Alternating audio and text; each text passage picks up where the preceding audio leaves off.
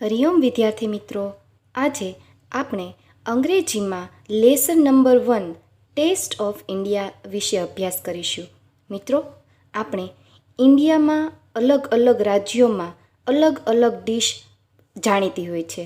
જેમ કે આપણે પંજાબ બાજુ જઈએ તો કેમ ત્યાં સરસોદા શાક, મક્કાની રોટી હોય છે. ત્યારબાદ આપણે ગુજરાતમાં સામાન્ય ભોજન કરીએ છીએ જે રોટલી, શાક, દાળ, ભાત વગેરે વસ્તુઓ હોય છે. આપણું કાઠિયાવાડી સ્પેશિયલ બાજરાનો રોટલો અને રીંગણાનું શાક કેવું હોય છે, બરાબર ને? તો આપણે આ પાઠમાં એવી જ રીતે અલગ અલગ ઇન્ડિયાના ટેસ્ટ વિશે, ઇન્ગ્રેડિયન્ટ્સ વિશે, સામગ્રીઓ વિશે આપણે ભણીશું. પરંતુ આપણે આજે એક્ટિવિટી નંબર 1નો અભ્યાસ કરીએ. તો તૈયાર છો ને મિત્રો? તમે તમારા પાઠ્યપુસ્તક સાથે રાખી અને આ પોયમનો અભ્યાસ કરવાનો છે. સાથે પેન્સિલ રાખવાની છે. જ્યાં જ્યાં આપણે જરૂર પડે ત્યાં ત્યાં આપણે એનો અર્થ સમજતા જઈશું અને આપણે એમને સમજશું પોયમને. તો જોઈએ એક્ટિવિટી નંબર 1. પહેલું આપ્યું છે અ માઇન્ડ એક્ટિવિટી ડે, એટલે કે મગજને પ્રવૃત્ત કરતો દિવસ. અહીંયા એક બાળકની વાર્તા આપેલી છે જે એમના આંટીને મળવા જાય છે અને એમના આંટી એને 1 રૂપિયો આપે છે. તો એ રૂપિયા માટે એ મૂંઝવણમાં મુકાઈ જાય છે કે એ 1 રૂપિયાનું શું શું ખરીદશે. તો અહીંયા આપેલું છે, જો તો અલગ અલગ વસ્તુઓ એ વિચારે છે અને ત્યારબાદ એના વિશે કઈ કઈ વસ્તુ લીધી છેલ્લે એના વિશે આપણે અભ્યાસ કરશું. તો મિત્રો, પહેલાં આપણે આ પોએમને સરસ મજાની ગીતમાં સાંભળી લઈએ. Activity 1. A mind activating day.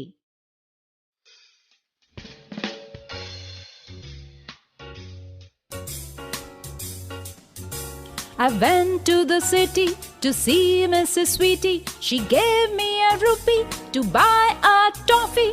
The toffee was sour, so I bought a flower.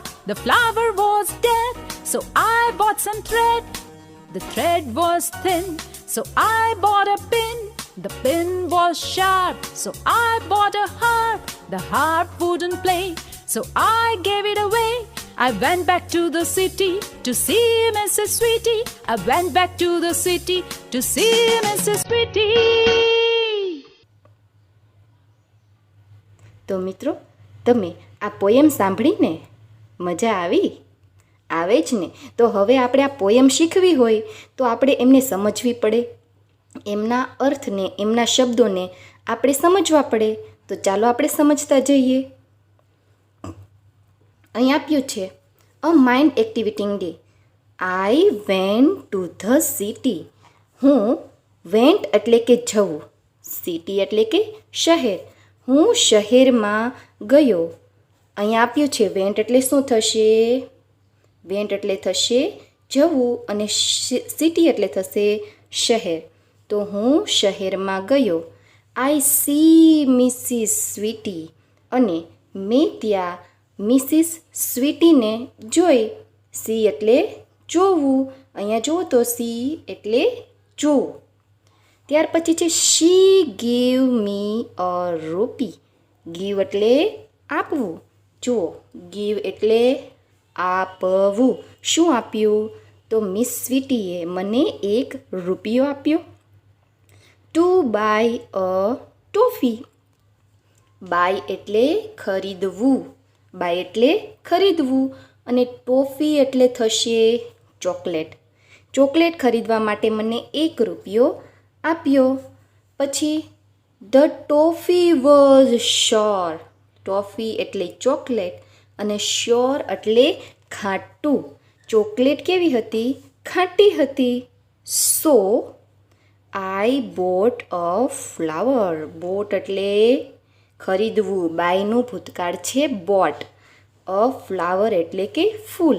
તેથી મેં 1 ફૂલ ખરીદ્યું. પણ the flower was dead.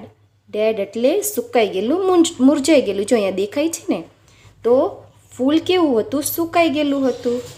So I bought some thread. Bought એટલે ખરીદવું અને થ્રેડ એટલે દોરો. જો અહીંયા બાજુમાં દેખાય છે દોરો, તેથી મેં એક દોરો ખરીદ્યો. હવે the thread was thin. Thread એટલે દોરો અને થીન એટલે પતલો. તો દોરો તો પતલો હોય છે, દોરો હતો પતલો. સો આઈ બોટ અ પિન. તેથી મેં જો અહીંયા બાજુમાં દેખાય છે એવી પિન ખરીદી. આવી પિન ટાંકણી ખરીદી. તો ટાંકણી કેવી હતી? The pin was sharp. Sharp એટલે કે તીક્ષ્ણ, અણીવાળી હતી. તેથી એ પાછી આપી દીધી. અને આઈ બોટ અ હાર્પ. તેથી મેં એક વાજિંત્ર ખરીદ્યું. જો અહીંયા બાજુમાં દેખાય છે તમને, આ વાજિંત્ર એમણે ખરીદ્યું, સંગીતનું સાધન. The harp wouldn't play. Harp એટલે કે સંગીતનું સાધન હતું, એ વાગતું હતું નહીં. વુડન્ટ પ્લે એટલે વાગતું હતું નહીં. સો આઈ ગેવ ઇટ અવે. તેથી મેં તેને પાછું આપી દીધું. ગેવ એટલે કે આપી દેવું. ઇટ અવે એટલે કે પાછું આપી દીધું. I went back to the city. Went back એટલે પાછું આવી જવું. ક્યાં? સિટીમાં. પાછો તે શહેરમાં આવી ગયો. To see Mrs Sweety. Mrs સ્વીટીને મળવા માટે ફરી પાછો આવી ગયો. તો આ હતી આપણી પોએમ. સમજમાં આવી ગઈ ને? તો બાળકો, હવે ફરીથી આપણે એ પોએમને સમજી લઈએ.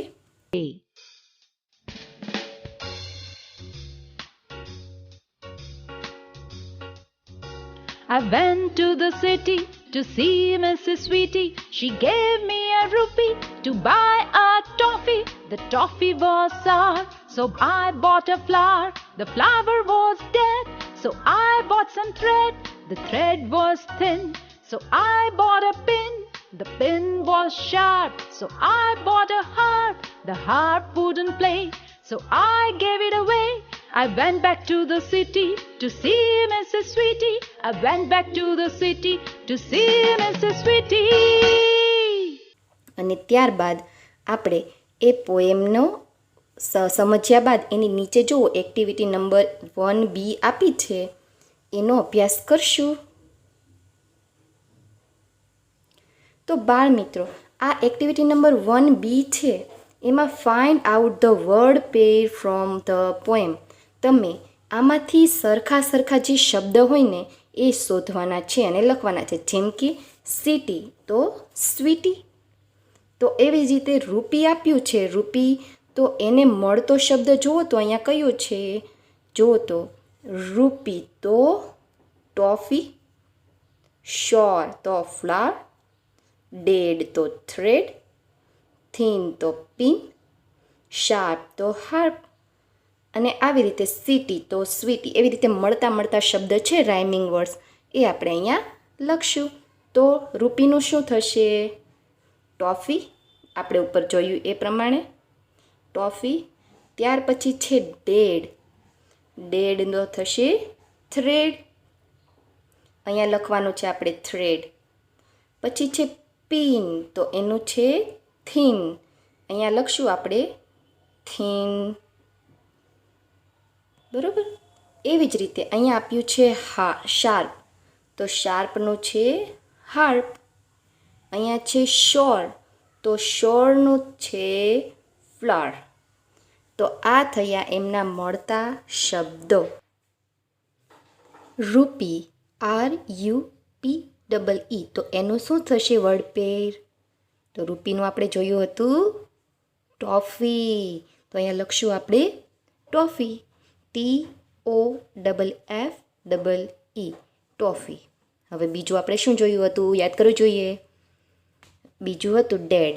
DEAD, ડેડ એટલે મુરઝાઈ ગયેલું. તો એનું વર્ડ પેર શું હતું? યાદ કરવો જોઈએ. હતું થ્રેડ. THREAD, થ્રેડ એટલે દોરો. એનું વર્ડ પેર એટલે કે સરખા શબ્દ. બરાબર. હવે ત્રીજું છે પિન. PIN, પિન, તો એનું વડપેર થીન. સરખો શબ્દ લખવાનો છે, આપણે જોયું તો ને હમણાં. THIN, થીન એટલે પાતળું. ચોથું છે શાર્પ, SHARP, શાર્પનું વડપેર થશે હાર્પ. જેનો સરખો ઉચ્ચાર થાય એ વસ્તુ, બરાબર. તો આ લખશું હાર્પ, HARP, હાર્પ. પાંચમું છે શ્યોર, શ્યોર એટલે ખાટું, SOUR, શ્યોર એટલે ખાટું. તો એનું વડપેર થશે ફ્લાવર, FLOWER, ફ્લાવર. તો હવે આગળ આપણે જોઈએ કે કમ્પ્લીટ ધ ટેબલ. ટેબલ આપણે કમ્પ્લીટ કરવાનું છે. ઉપર આપણે જે પોએમ જોઈ હતી ને, એ પોએમ પરથી આપણે આ ટેબલ કમ્પ્લીટ, આ કોષ્ટક કમ્પ્લીટ કરવાનું છે. તો અહીં આપ્યું છે આઈ ગેવ બેક, ખાલી જગ્યા, પછી ઇટ વોઝ એટલે કે જે વસ્તુ એને ખરીદી અને કેવી હતી એ લખવાનું છે. જેમ કે ટોફી, તો કેવી હતી? શ્યોર, ચોકલેટ ખાટી હતી. પછી એને શું ખરીદ્યું હતું? તો અહીંયા રહ્યું જો, ટોફી હતી તો હતી શ્યોર, ફ્લાવર તો હતું ડેડ, થ્રેડ તો થીન એટલે કે દોરો પાતળો હતો, પિન લીધી હતી ટાંકણી, તો એ હતી શાર્પ એટલે કે તીક્ષ્ણ હતી. ત્યાર પછી હાર્પ ખરીદ્યું હતું તો ઇટ વુડન્ટ પ્લે. તો આ પરથી આપણે આ વસ્તુ, 4 વસ્તુ છે ને, 5 વસ્તુ એ આપણે લખશું.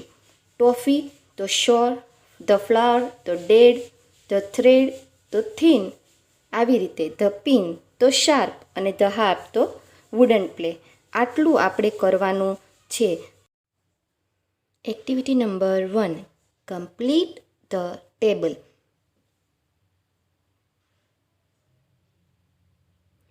I gave back toffee. It was sure. મેં ટોફી એટલે કે ચોકલેટ પાછી આપી કારણ કે તે હતી ખાટી. I gave back flower. It was dead. મેં ફૂલ પાછું આપ્યું કારણ કે તે મુરઝાયેલું હતું. I gave back thread. It was thin. મેં દોરો પાછો આપ્યો કારણ કે તે પાતળો હતો. I gave back pin. It was sharp. મેં પિન પાછી આપી કારણ કે તે તીક્ષ્ણ હતી. I gave back harp. It was wouldn't play. તે વાગતું હતું નહીં. તો આ હતા આપણા કોષ્ટક. હવે આપણે સેન્ટેન્સ બનાવીશું. જો ઉદાહરણ આપ્યું છે એમ, ઉપરનું પહેલું ઉદાહરણ આપ્યું છે એવી જ રીતે બનાવશું. I gave back a flower. It was dead. એવી જ રીતે બધા બનાવશું આખા વાક્ય. I gave back thread. It was thin. ત્રીજું વાક્ય બનાવશું. I gave back pin. It was sharp. ત્યારબાદ ચોથું, I gave back a harp. It wouldn't play. તો આ હતા વાક્ય. બાળ મિત્રો, આજે આપણે શું શીખ્યા? તો એક્ટિવિટી નંબર 1ની અ માઇન્ડ એક્ટિવિટી ડે પોએમ શીખ્યા. ત્યારબાદ આપણે એક્ટિવિટી નંબર 1B સરખા શબ્દ એટલે કે વર્ડ પેર જોયા. ત્યાર પછી આપણે એક્ટિવિટી નંબર 1C ના કોષ્ટક જોયા અને એના આપણે અલગ અલગ સેન્ટેન્સ બનાવ્યા, બરાબર. તો આપણે આજે આટલું એક્ટિવિટી નંબર 1A, B અને C સુધી રાખવાના છીએ. હવે પછીના વિડીયોમાં આપણે એક્ટિવિટી નંબર 2 તરફ જોઈશું. એક્ટિવિટી નંબર 2A અને B વિશે અભ્યાસ કરશું. આજે અહીંયા સુધી હરિઓમ.